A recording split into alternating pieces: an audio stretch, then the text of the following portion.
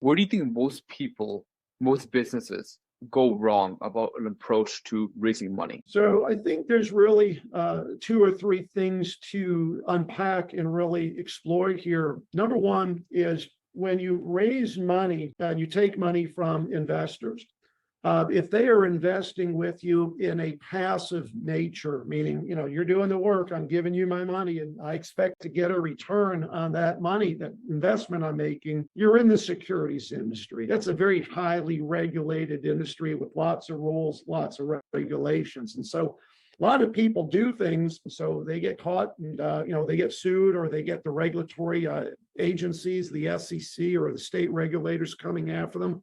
And so I believe that you really need to educate yourself first before you start raising money. Number two, It's hard to raise money. I'm just going to tell you, it's not easy, right? You got to build trust. You got to build a relationship. You got to kind of know what you're doing. It does take work. But that's really not as hard as the work that starts after you raise the money. The real work starts after you raise it, because now you got to be a fiduciary.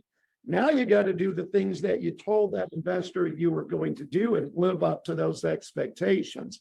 And then here's the third one. The biggest mistake that I always see people make that are trying to raise money is they have a deal or they have an investment opportunity and they start pitching that idea or that opportunity to the other person much too prematurely or much earlier in the process than they should.